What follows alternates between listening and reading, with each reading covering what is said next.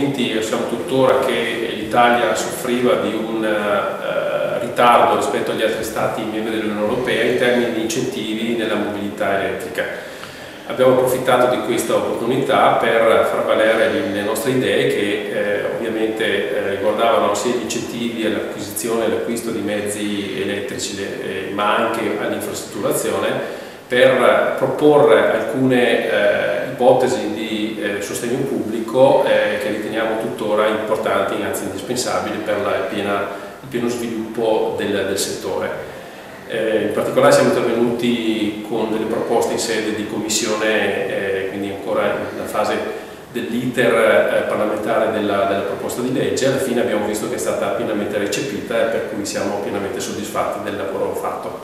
Futuro Elettrizzante nasce da una visione dello scenario che si presentava sia dal punto di vista ambientale, economico, infrastrutturale e ovviamente dietro questo una filosofia di sviluppo di un nuovo settore, a nostro avviso, importante per le piccole e medie imprese, quindi per i nostri associati.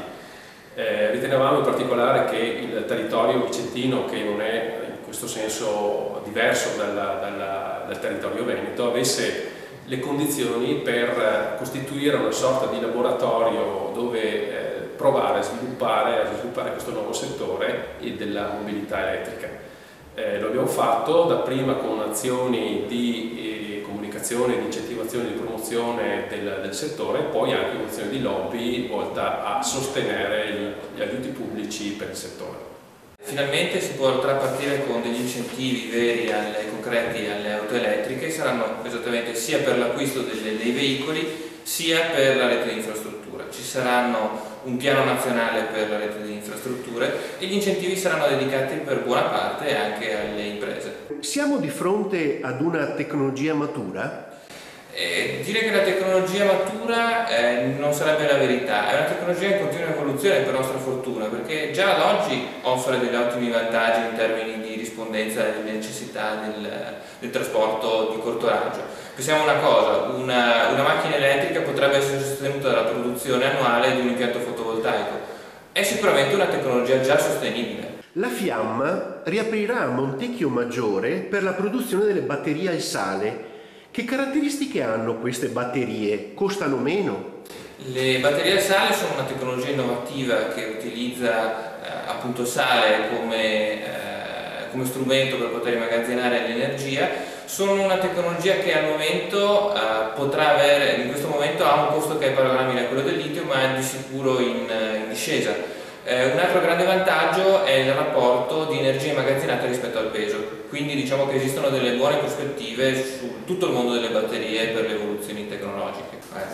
La tecnologia dei motori elettrici per nostra fortuna è una tecnologia consolidata, la tecnologia delle batterie è un'avventura affascinante. Se pensiamo al nostro cellulare come era 10 anni fa, quanto grande era, e il cellulare invece che portiamo oggi, quante funzioni ha in più, quanta energia riesce a immagazzinare di più la batteria. È un'immagine di un futuro più sostenibile, più efficiente e che può anche funzionare con le fonti rinnovabili, quindi mi aspetto un grande entusiasmo delle nostre imprese. Se vogliamo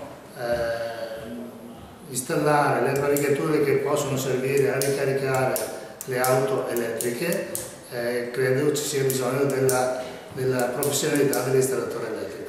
Ma quali sviluppi per la vostra attività? Per riparare un'auto elettrica ci rivolgeremo a un impiantista o ad un'auto officina? Per riparare un'auto elettrica ci rivolgeremo sicuramente a un'autofficina, un'elettroauto. Per quanto riguarda invece ricaricare, fare il rifornimento, ci rivolgeremo a un installatore elettrico. Ritieni sia facile l'approvvigionamento a casa per chi possiede un'auto elettrica? Cosa serve fare? Credo che sarà facilissimo, anzi credo che ci saranno prossimamente a breve anche delle leggi che regolamenteranno questo fabbisogno, nel senso che se una costruzione supera 8 metri quadrati, che adesso non ricordo, avrà l'obbligo di installare una colonnina per ricarica. Quali benefici dall'integrazione col fotovoltaico? sicuramente ci sono dei benefici, perché non andremo a utilizzare più, magari non andremo a utilizzare la fornitura dal contatore Enel o quant'altro, ma utilizzeremo anche la tensione fornita dall'impianto del sole. Severino, come cambia l'attività di riparatore auto con l'avvento della mobilità elettrica? Cambia in maniera preponderante, dal momento che per mettere mano su autovetture che hanno apparecchiature che fanno funzionare motori elettrici è necessaria un'adeguata preparazione e un'adeguata formazione. Quindi dal punto di vista dell'assistenza per l'auto elettrica il cambiamento c'è un cambio di marcia deciso, e dal punto di vista del reale cambiamento della mobilità sicuramente è un cambiamento che avverrà attraverso una serie di fasi che necessitano di un certo tempo. Come categoria avete progetti in mente?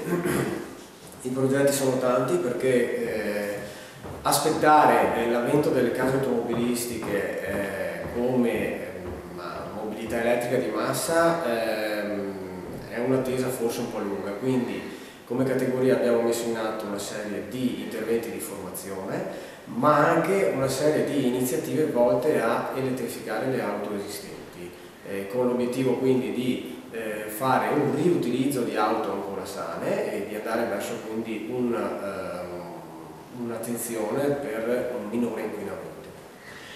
Le auto ibride costituiscono la transizione verso la modalità elettrica al 100% o avranno sempre un loro mercato? Diciamo che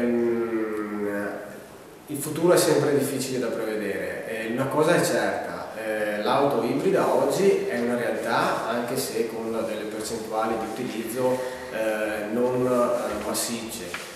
C'è un primo step che vedrà l'auto ibrida come con le fuel cell, e credo però che alla fine, una volta superati certe problematiche legate all'autonomia delle batterie, il destino dell'auto elettrica sarà quello dell'auto completamente